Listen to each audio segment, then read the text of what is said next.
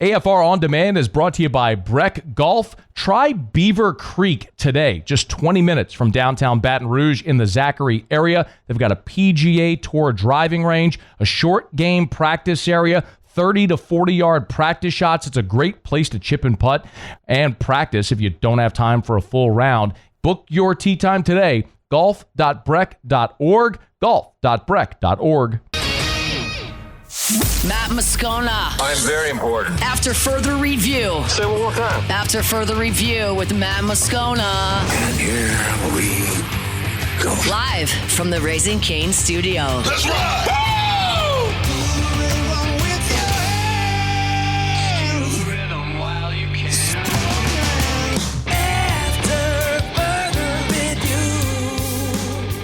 And off we go. Welcome aboard. Glad you're with us. It's AFR powered by Sunshine, your hometown John Deere dealer in Louisiana. I'm Matt. You're a loser, Matt! Shut up, kid. Paul O'Neill. They're chanting Paul O'Neill's name. Muso. I'm a Barbie girl in the Barbie world. And Mr. Toby Tom Play.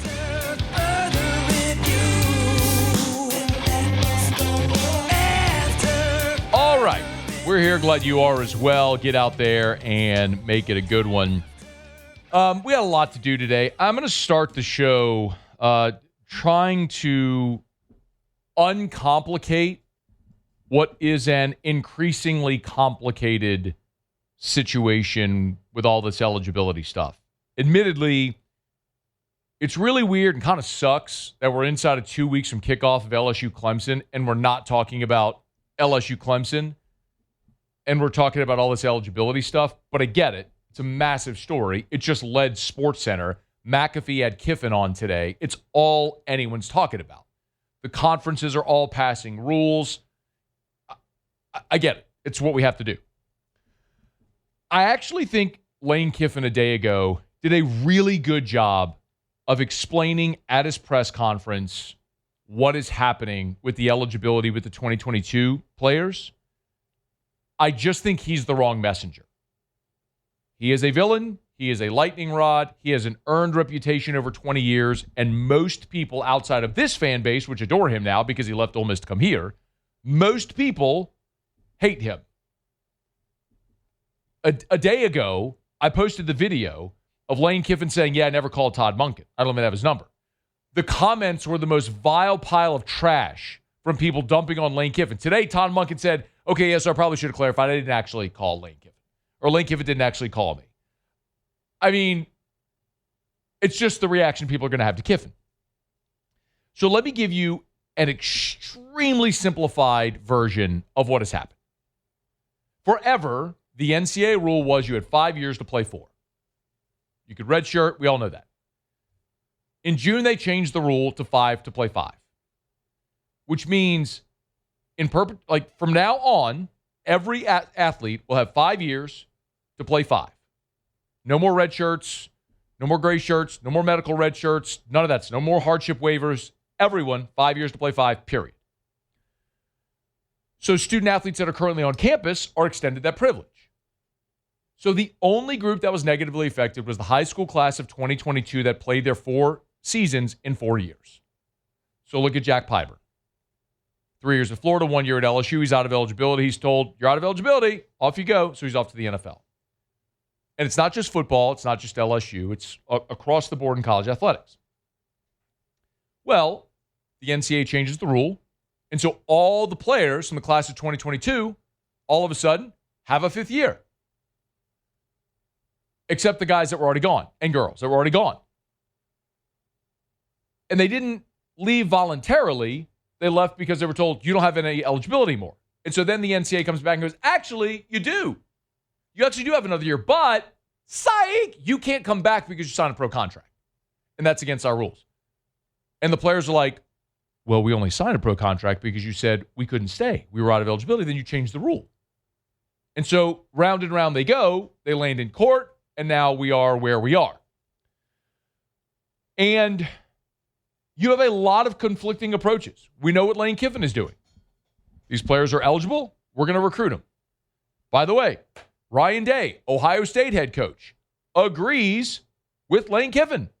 If there are teams that have some players out there who are cut from NFL rosters that are going to be on other teams, we have to at least consider it and look at it. Do I like anything about it? Absolutely not. But we got to do what's right for Ohio State. So it's sort of a day-to-day thing right now. And like anything, we're just going to try to adapt. But I think we would all agree, maybe not everybody, but that, there has to be a certain point where your roster gets locked in. Okay. Ryan Day doesn't love it. Lane Kiffin said yesterday he doesn't think NFL players should come back to playing college. This is a gray area. Dan Lanning at Oregon, another high-profile coach, sees it the other way. I mean, I think there's a lot of negatives that are involved around this. One, once you go to the NFL, to me, you're in the NFL. You don't get the opportunity to come back. Two, most of us have built our rosters, and you have a limited roster limit now. So if you invited somebody back to your team, that means you're kicking somebody else off your team, right, to match your roster limits. I don't think that's fair to the players that worked all summer, all spring, and put themselves in position to be ready to work for a team, to have somebody come back. But ultimately, it used to be once you had an agent, or once you went and did the combine, or once you went to all those things qualified as you are no longer an amateur, you're a professional now. Once you declared for the draft. So to let any of those players come back, fair or unfair to them, it's unfair to the sport. Okay, so you have a conflicting point of view. Two very high-profile coaches that have nothing to do with LSU. Ryan Day, Dan Lanning have opposite opinions. Dan Lanning, hard, fast against it. We're not recruiting them. Ryan Day, if they're eligible, we got to recruit them, whether you like it or not. So it's not just Lane Kiffin. The SEC has a rule that bans intra-conference transfers outside of the traditional portal window. We've talked about that. So LSU taking the two players from Ole Miss violates that SEC policy. But the players have a temporary restraining order allowing them back in and, in theory, to go wherever they want. So who actually wins out? Well, as I understand it, the SEC leadership, chancellors, presidents were on a call last night, and I understand this went 15-1. The one dissenting vote was Dr. Wade Roos last night. Today, it's come more to like 50-50, which we'll talk about in a second. But the SEC releases a statement. After a Monday evening video conference of the presidents and chancellors of the Southeastern Conference, they issue the statement. College athletes, not former professional athletes, have been at the heart of the Southeastern Conference. Individuals who choose to leave college athletics, sign professional playing contracts, and compete professionally should not then be permitted to return to college competition. Allowing that to occur will blur the line between college and professional sports, create significant competitive equity concerns, and reduce opportunities for high school and current college athletes. College sports are for college athletes. The current confusion around national eligibility standards emphasizes the need to advance the Protect College Sports Act. There's two things that stand out to me in that. Number one, individuals who choose to leave college athletics. Choose to leave college athletics. By the way, the law firm that's representing the plaintiffs in the Louisiana case is the Texas Trial Group. As I understand it, they won some big case against NCAA in the past, and so this is the Texas Trial Group that the plaintiffs hired, and the Texas Trial Group used attorney Tony Clayton, who obviously is licensed in Louisiana, to join their team. The Texas Trial Group released a statement after the SEC statement applauding the SEC for their statement. But here's the point. They note that there's a fundamental difference between an athlete who chooses to leave college athletics for the professional ranks and an athlete who turns professional only after being denied the opportunity to continue competing in college, which is the gray area here. So the SEC actually kind of walked right into this one.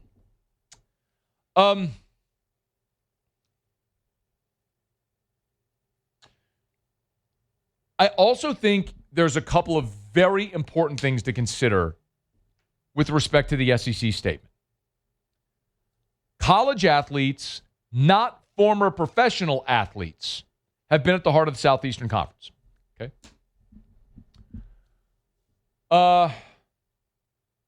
LSU won a national championship in football in 2003.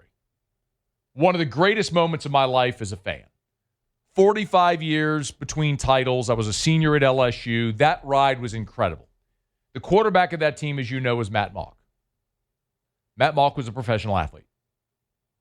A different sport. I don't care if it's a different sport. This statement says college athletes, not former professional athletes. No distinction in the sport. LSU won a championship in 2019. Zach Von Rosenberg was a 30-year-old punter on that team who played professional sports. We can go round and round all day if you want. Last year in college basketball, last season in college basketball, there were 400 international players in college basketball. Overwhelmingly, most of those players were professional basketball players in their home country because there is no high school system or AAU in Bosnia. So they go play in the professional league. I mean, we see professional athletes in college athletics all the time. Listen, I am not sitting here standing on the table as this grand apologist for LSU or college pro athletes coming. I'm just trying not to point out hypocrisy in this SEC statement because there's tons of it. And I think they're missing the mark. Now, y'all know how I feel about this. I'm not in favor of, I'll use an LSU example, which happened yesterday. R.J. Lewis. I think it is appalling that LSU is standing behind R.J. Lewis, letting him come back. You want to talk about the SEC statement about an athlete that chooses to leave college? R.J. Lewis chose to leave college. Played 3 years, went into the NBA, didn't get drafted, sucked in the G League. Now he wants to come back, and LSU's willing to take him. I think that sucks. That's brutal. That dude should never be allowed to play college basketball again. It's appalling at everyone at LSU. Everyone from university leadership, academic, athletic leadership, the coaching staff, it's appalling. That should piss you off. It pisses me off.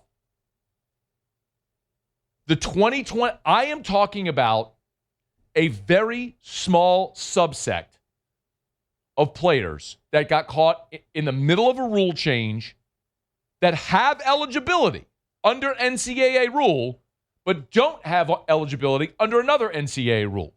So how do you decide which is which? Courts are ruling them eligible. So if they're eligible, they get to play. That's kind of where this stands. The other part of it that is largely either willfully ignored or people are just ignorant is the fact that this isn't just an LSU thing. Texas just welcomed back offensive lineman Cole Hudson. He finished his time at Texas. He went to camp with the Browns, the Cowboys. He's now back at Texas. He got an injunction. Anybody talking about Steve Sarkisian today? Let's talk about basketball. Kentucky star Mark Mitchell finishes eligibility, goes off to pro ball. Now he's got more eligibility. He comes back, but not to Kentucky. Missouri, intra-conference transfer. Anybody talking about that today? Didn't think so. Ross Dellinger's got a great feature story up right now at Yahoo, chronicling several different athletes in different sports. Things like field hockey and track and field, soccer. Athletes that thought they had another year of eligibility, they're now fighting for it. Nothing to do with football or LSU. Bottom line is the NCAA should have granted a blanket waiver to the class of 2022. It's what should have happened. Ross Dellinger told us last week they were advised to do that and decided not to. And my opinion is they did so willfully, knowing it would create this amount of chaos. More court proceedings, more lawsuits, more chaos, more conversation. Why? To put pressure on Congress to pass the Protect College Sports Act because the NCAA is feckless. And what did we talk about with the SEC statement? What's the last line of that SEC statement? The current confusion around national eligibility standards emphasizes the need to advance the Protect College Sports Act. That SEC statement doesn't say diddly poo about those players' eligibility, suspensions, fines, any of that stuff for this season. They're wagging their finger at you and pass the Protect College Sports Act. That's what that's about. Now, I got a break. But I'll come back because there's this very real question of, okay, well, what happens next? Because as we speak, literally right now, SEC presidents, chancellors are in Birmingham meeting with the commissioner. for a 2-day summit that was already planned. That's happening now. So what happens today and into next week and between now and September 5th when LSU kicks off against Clemson? We're going to pick up there when we come back. It's AFR. AFR. Brought to you by Glow Resources, GLO, glowresources.com, glowresources.com. Complete employer solutions, GLO, glowresources.com. Hey, if you're a business owner, you probably need to know about Glow Resources. What kind of business, Scone? It doesn't matter. Literally doesn't matter. If you need skilled blue-collar labor, any type of office job, office assistant up to the C-suite, you want Glow Resources. GLO, glowresources.com, glowresources.com. Complete employer solutions, glowresources.com. Jareth Knockan and his staff, they're awesome. You know what else is really validating? I love it. They were recently on the Business Report's top 100 private companies in Baton Rouge. And they were up 11% year over year.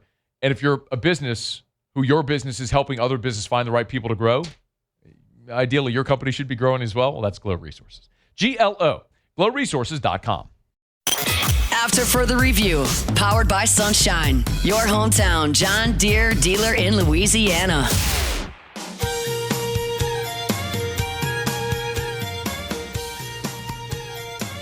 All right, we continue, and glad to have you hanging out with us here. By the way, you might recall, of course, tonight is the celebration of life for Skip Bertman. Doors open at the PMAC at 6 p.m.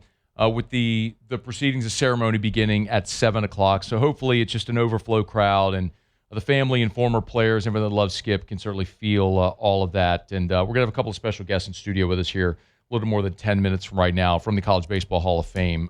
Share a few thoughts on Skip, his life's legacy, and how, if you want to help honor Skip, you can do so by helping the College Baseball Hall of Fame. So we'll get to that here in just a smidge.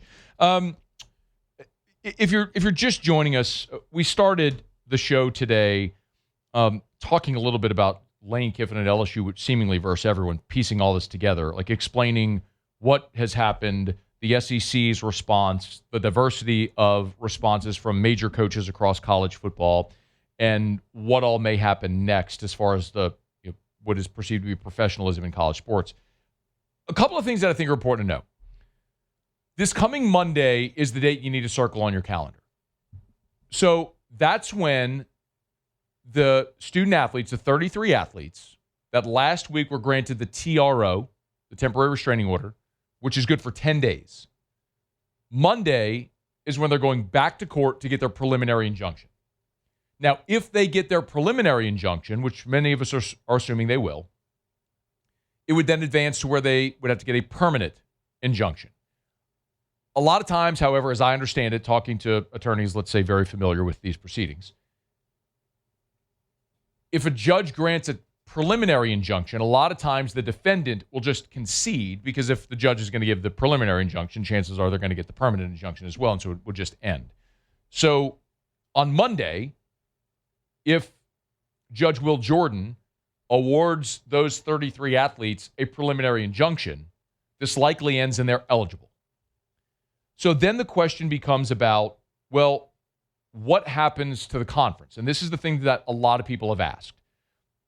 Today, you might know that the Big Ten has approved a rule which prohibits professional athletes, which is a weird thing to say, going back into college. Oddly, they have moved the goalpost a bit, because players that competed in rookie mini camps are excluded. So if you're out of eligibility and you went to rookie mini camp with a team and you didn't make the team, you're still good to come back. For example, Trent Hendrick.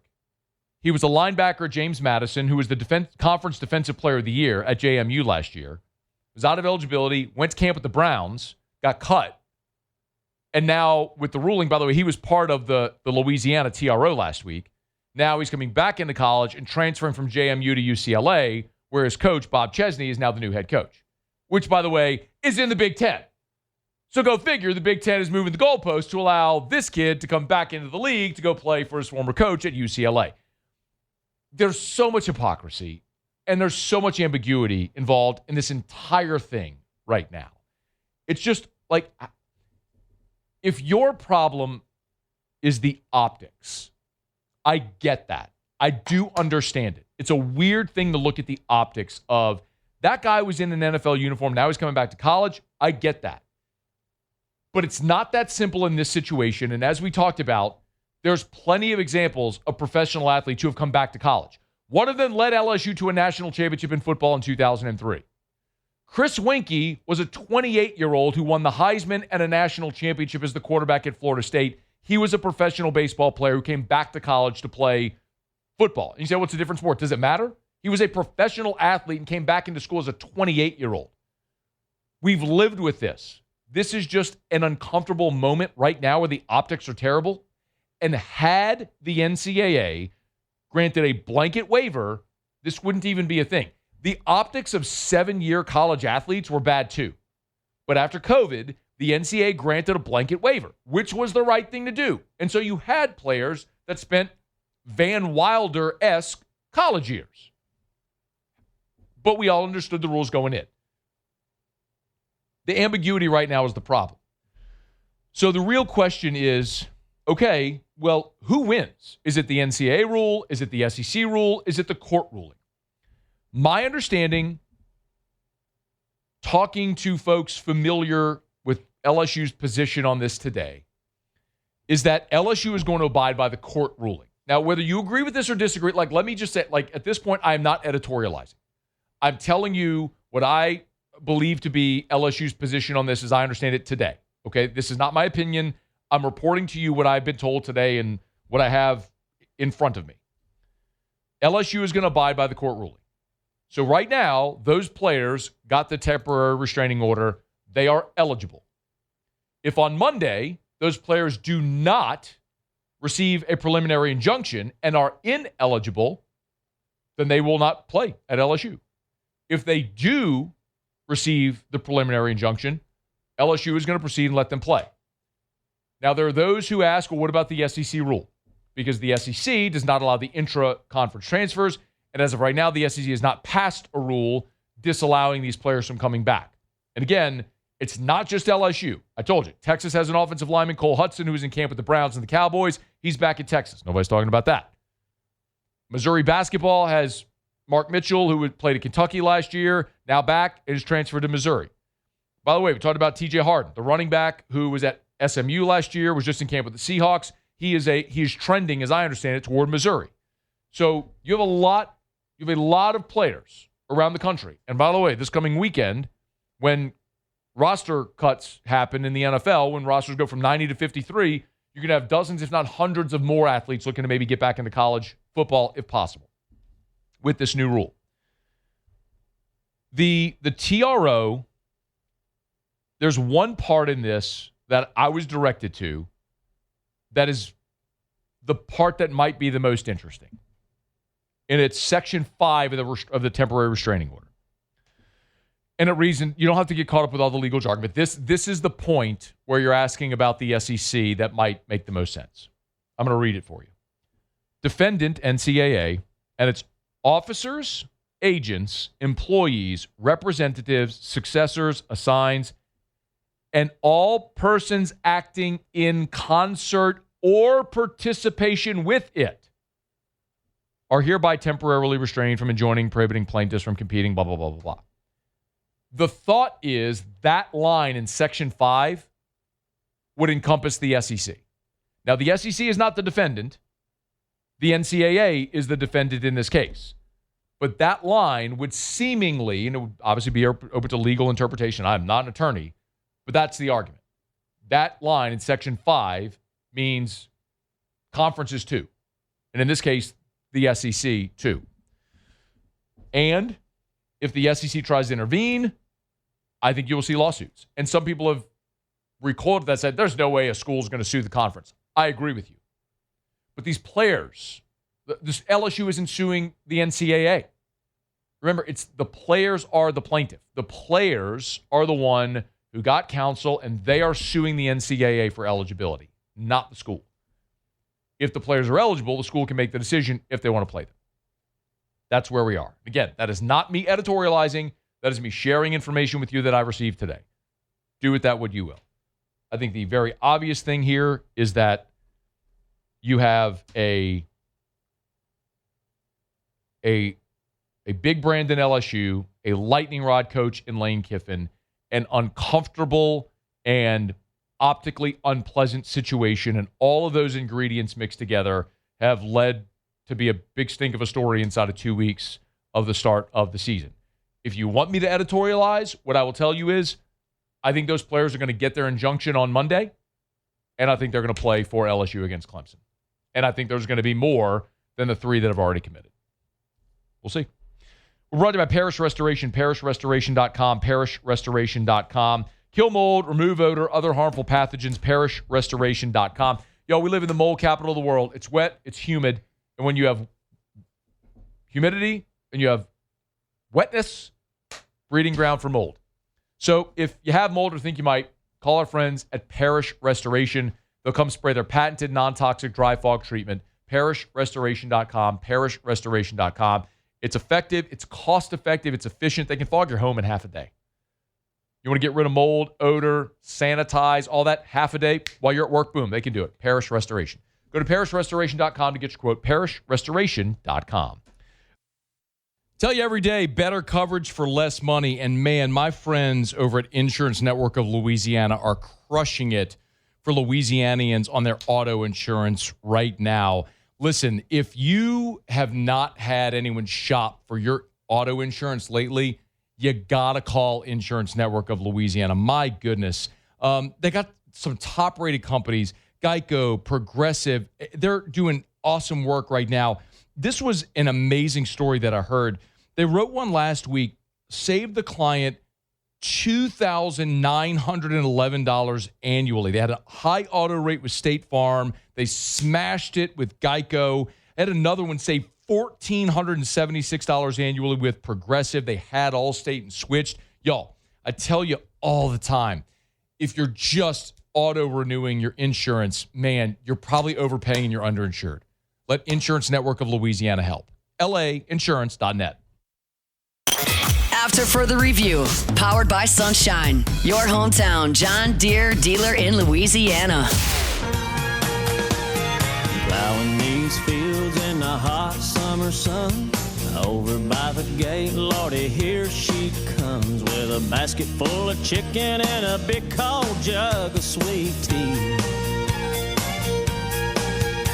Well, I make a little room and she climbs on up. Open up a throttle and stir a little dust. Just look at her face. She ain't a fool. Tonight is going to be tonight's going to be a really special night as we all collectively and publicly remember one of the most, maybe the most influential figure in the history of LSU athletics, one of the most influential in the history of our state, Skip Bertman, who passed a couple of weeks ago. So the celebration of life service will be at the Maravich Center tonight. The doors will open at 6 with the ceremony beginning at 7 p.m. And, a week ago, Skip's daughter Lori was good enough to spend some time with us here, and she mentioned how, in lieu of flowers, the family was asking that those who wanted to donate to any of a handful of organizations that meant an awful lot to Skip, and one of them was the College Baseball Hall of Fame, the College Baseball Foundation, and 2 members, Tom Jacobs, who's the CEO and the executive director, and Chris Snead, who's a member of the Board of Trustees and the awards chair, are good enough to join us in studio. Gentlemen, thank you for the time. How are you? Thanks, Matt. Thanks for having us, Matt. We really appreciate it. It's our pleasure. I'm going to ask you an easy one. What did Skip mean to the College Baseball Hall of Fame? Well, we can start. He was, first and foremost, he was a member of the inaugural class. And that was a class that had names like Will Clark and Robert Ventura and Bobby Winkles and Cliff Gustafson. But he was iconic. And for me, it's actually a little bit probably more special because I was the one who actually got to call Skip and let him know that he'd been inducted. And so he was the only one I got to call from the board. But it was really cool, and I called and I got his voicemail, and it was interesting because I called him. It was close to Easter, and I remember I'm sitting in church on Easter Sunday, and the phone rings, and it's Skip Bertman, and so I had to get up out of church and walk into the narthex and take the call, and that's how I told Skip Bertman, hey, you've been elected and to be inducted into the College Baseball Hall of Fame. That's awesome, man. Yeah. And I think for all of us, Skip means everything to college baseball and to the College Baseball Hall of Fame. We have the Skip Bertman Coach of the Year Award, that was instituted in 2013. We're very honored and proud, to have Skip's name on that award. And, recently, Lori Bertman, one of Skip's daughters, joined the board about 3 years ago. And she's been really instrumental in that award. We just got a presenting sponsor for that award with Marucci, obviously awesome. based right here, which, perfect fit. Couldn't be a better fit than that. And I think arguably, I don't think college baseball would be where it is today without Skip Bertman. Yeah. You can talk about, certainly the record speaks for itself, right? 5 national championships, all the SEC titles, on and on. But then even as an athletic director, the impact that he had on the game and on college athletics for Louisiana State, for the state of Louisiana, nationally. And to me, the best thing about Coach Bertman is relationships. Yeah. All the guys that played for him, how they revere him, look to him as a father figure. And, I've had a chance to talk to some of those guys, the couple days that I've been here. And, the caring doesn't stop when the uniform comes off. Yeah. As a matter of fact, he's with them, their entire lives, and he's there for them. And that just speaks volumes about Skip Bertman. Some of those tributes have been pretty awesome. We've heard the past couple weeks. Tom, I'm going to ask you, would you just pull the mic a little bit more toward front so we speak? Sorry. What did Skip, I'll ask you, Tom, then we'll come back to you, Chris. What did Skip mean for the Hall of Fame, though? Oh, for the Hall of Fame, as Chris mentioned, he was a member of our inaugural class. There were 10 in that class, as Chris referenced. Skip was, the very first one to go in, and rightfully so. And he has just been a huge supporter of our efforts, with the College Baseball Hall of Fame over the years. There's never been a time where, he hasn't, anytime you would call him or ask, hey, would you be willing to do this, that, or the other? Always, willing to support. He was a big believer, in what we're doing with the Hall of Fame. And I'm just sorry that, we're in the process of building out the physical Hall of Fame in Overland Park, Kansas. And I'm just sorry that, he wouldn't be there to see that day of the grand opening. Yeah. But rest assured, there's going to be a heavy influence of Skip Bertman and LSU baseball within the College Baseball Hall of Fame. Absolutely. You'll get memorabilia? We've got memorabilia. Yes. Yeah. As you and I talked off air, the archive for the Hall of Fame is still at Texas Tech University in Lubbock, Texas. The Southwest Collections are people that do that. And we've got lots of Skip Bertman memorabilia and information. And I'm sure that we're about to get a lot more. I'd imagine. Lori and I have we worked closely on the Skip Bertman Award. Let me just say a word about Lori. She has been tremendous as an advocate for LSU, for Skip Bertman, and the Skip Bertman Award. When she came on board, she took it from a level that was just one of our awards. It was a nice Coach of the Year award, and has really elevated that award to its place. With the Marucci sponsorship. And the beginning of the endowment for that award, it is she's done unprecedented work for us, and we wouldn't be as close as we are to completion of what we're doing with our awards without her. And she's been instrumental. But with what she means, she cares. She cares about Louisiana. She cares about Baton Rouge. She cares about LSU, and she cares about the legacy of Skip Bertman. And that's a huge thing for us, because Skip Bertman, as Tom said so eloquently, he's iconic, and he's a big part of what we do. He was the first to be inducted into the College Baseball Hall of Fame that year. We didn't know how we were going to do it, so we just said, let's go alphabetically. so Skip was. You gave away our secret. I know, but we literally were. We worried about, you've got Robin Ventura, and you've got Will Clark and Bob Horner and Bobby Winkles and Cliff Custer, and we're thinking about, which one of these guys can be the first one in? Yeah. And so we just said, Bertman. let's go alphabetically. Or how about 5 national championships? Yes. I mean, that's the trump card, right? That would be it. I mean, that's a big deal. Yeah, it really is a big deal. And it was it was an honor that year. I mean, and I'll turn the page back a little bit. We didn't know what we were doing when we were doing that. And I'll give away another secret. We didn't really know what we were doing back then. And somehow, some guys from Lubbock, Texas just figured it out and got it done. And we said we could do this, and we had some help from some people like John Askins with the Formal Smith Award. And when we called these guys up and we said, I remember the first time we got someone to say, yeah, they'll be there. And I believe it was Will Clark that said he would be there. And I talked to Skip, and obviously he called back and said he'd be there. And I was like, Skip Bertman's coming to Lubbock, Texas to be inducted into the Hall of Fame. That's amazing. We have to actually do this now.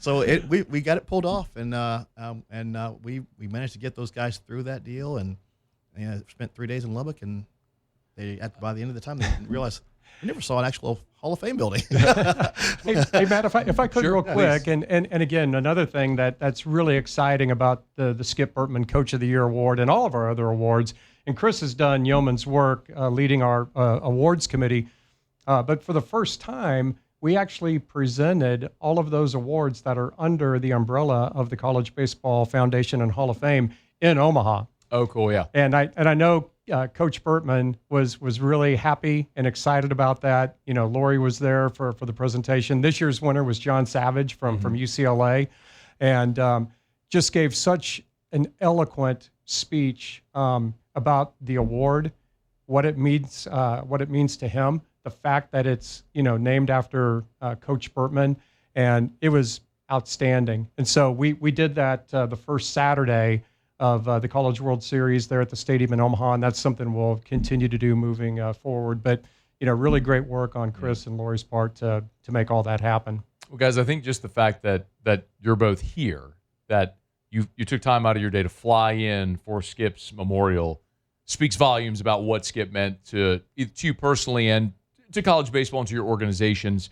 While we have about a minute here, if people go, and we have the link up as well. Remember, you can go to lsusports.net, and LSU's done a great job. They've linked the organizations at lsusports.net. If you see the Skip Bertman Celebration of Life link on the homepage, the organizations that Skip and his family want to support, and you'll see right there is the College Baseball Hall of Fame. There's a little donate button. You hit the donate button, it'll bring you directly to that page where, there we go, I was going to say if our internet cooperates at Lowe's, you can go and give, and you can donate there. It'll bring you directly to that page. If people donate, what are they donating to, guys?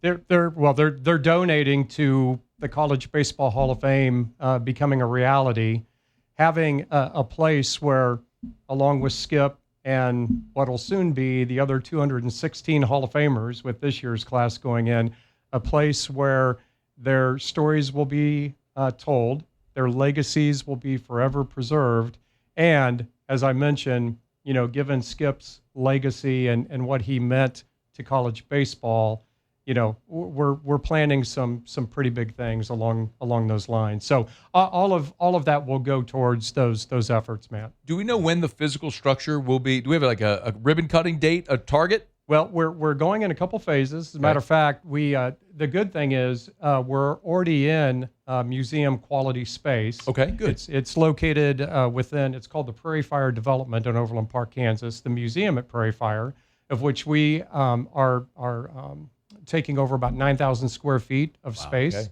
And so we're working with world-class architectural design partner Populous, which is based out of Kansas City as well. They've done an amazing job of all the concept and schematics.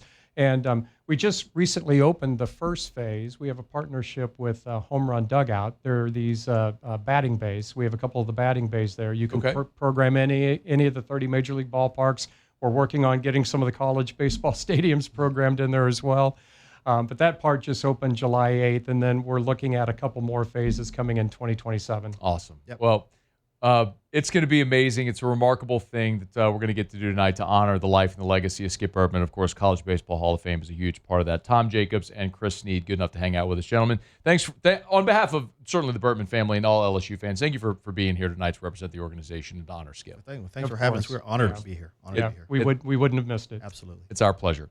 All right, it's after further review. Let's knock out a quick break, come back, wrap up hour number one. Remember, doors open at the PMAC tonight at 6, and the ceremony begins at 7 p.m.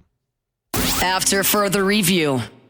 Love telling you about Darren James and Associates, brokered by LPT Realty. If you are thinking about selling your home, call Darren James, get your home sold. I'm going to give you Darren's cell number in just a second, but I love talking about Darren and the way that he services his clients. I've experienced this firsthand. But I recently had a friend who listed their home with another realtor, a friend, and they were having trouble pricing it anyway. I put him in touch with Darren. Darren spent 2 hours with his family on the phone, knowing full well they already had a realtor. And they're not switching. But it's just because he wants to give exceptional customer service to his clients. Well, long story short, they ended up switching to Darren anyway. And Darren said, look, because the previous realtor had already done so much legwork, let's just co-list, split the commission. It's not about money. It's about getting you the best result. That's Darren James. So if you need to sell your home, call the best. Call Darren James. 335-7666, 335-7666, or agent225.com. Think real estate, think Darren James. After further review, powered by Sunshine, your hometown John Deere dealer in Louisiana. It really turns her on. She's always staring. Wrapping up hour number 1. Thanks for hanging with us. Shay will be here in 25 minutes. We just flipped things around a little bit because Tom and Chris had to come in here because they're heading over to the Maravich Center for the private gathering. That'll happen before Skip's memorial tonight. As they were leaving, Chris told us he looked familiar. Did he look familiar to you? Dude, he did. As soon as he walked in, I'm like, I've seen this guy before. Turns out he was an SEC football official. He just, like last year was his last season. Now he works for the Hall of Fame, but he said he's also going to be officiating Pac-12. So he was a center judge, but he said, and he was the white hat in Conference USA, he said, but he wanted to be a white hat again. And so the Pac-12 gave him that opportunity. So he's not with the SEC, but he walked in. I'm like, man, I know you. I know you. It's such a weird thing sometimes whenever that's happened at hotels before. Like you go to a bowl game or these and you end up saying like the team hotel, the officials are staying there as well, and you'll see guys walking around just in street clothes. You're like, that guy looks familiar. You're like, yeah, well, he's the official. I'm like, oh yeah, put the hat on him. And this. Oh yeah, got it. All right, it's after further review. We're glad you're with us. We're brought to you by South Point Volkswagen and SouthPointVW.com. New and certified pre-owned in Baton Rouge and online at SouthPointVW.com. My mom, by the way, I told y'all, man, the family Scone is all about Volkswagens. Mama Scone today went and got her a new Atlas. She had an Atlas lease. Traded him the old lease, got a new Atlas lease. Erica drives the Atlas. I drive the Atlas Cross Sport. My dad drives the Tiguan. I'm telling you, man, just great vehicles. Once you drive one, you're going to be hooked. Great German engineering, style, feel, performance of luxury without the cost. Great people, fun to drive, all of it. South Point Volkswagen, Louisiana's largest volume Volkswagen dealer. South Point Volkswagen, what's your direction? All right, let's go around the SEC. Around the SEC, bringing you the biggest news from the nation's best conference, the Tennessee Volunteers. The NCAA has reduced Tennessee linebacker Arian Carter's suspension from 2 games to 1, so he'll miss the opener. He'll miss the opener against Furman, but he'll return for the game against Georgia Tech. He got suspended 2 games for accepting $427 for a flight from an agent. The Vanderbilt Commodores. How is that a thing? Vandy has tabbed senior Blaze Berlowitz as its starting quarterback against Austin Peay. But 5-star Jared Curtis is expected to play in the game. Curtis is the highest-rated signee in program history. He'll eventually take over that job, no doubt. But Berlowitz is a dual threat from Oklahoma in his 3rd season at Vanderbilt. The Arkansas Razorbacks. Arkansas has signed former safety, former All-Conference USA safety, Brylan Green. He's from Liberty, recently granted eligibility through the temporary restraining order in the Louisiana case. So another player in the SEC being added from the TRO. The Mississippi State Bulldogs. Men's basketball has added a home and home with UCF for 26 and 27. The first game will be in Orlando. The second game will be in Starkville in 2027. The Ole Miss Rebels. And FIU wing Corey Stevenson will join Ole Miss's transfer portal class. Picked Ole Miss over LSU and Southern Cal. He's an Alabama native. Started his career at Northeast Mississippi Community College. Went to Cal State Bakersfield, FIU. Signed with the Detroit Pistons, but now is going to Ole Miss. Oh, you mean another pro player heading to an SEC school? It's not LSU? Weird. Hour 2 coming up right after Sports Center. Don't you move. It's the Tuesday edition of AFR. After further review. We're brought to you by Lee Michaels Fine Jewelry, lmfj.com. lmfj.com for Lee Michaels Fine Jewelry. Hey, remember at Lee Michaels, they love to say we are in the celebration business. Whatever you are celebrating. So get that in your mind. When's your anniversary? When's her birthday? Big promotion? Milestone? Graduation? What are you celebrating in life? Well, celebrate with a gift in the red box. And ladies, maybe you want to surprise him. I mean, yes, they have beautiful diamond rings and necklaces and pendants and earrings and bracelets and all kind of gorgeous jewelry. But if maybe he loves watches, they have beautiful timepieces over at Lee Michaels Fine Jewelry. Pens, those are great gifts as well. Personalized pens, engraved, awesome gift. Lee Michaels Fine Jewelry. Check them out online. Baton Rouge, New Orleans, Lafayette, and Shreveport, and online at lmfj.com. lmfj.com for Lee Michaels Fine Jewelry.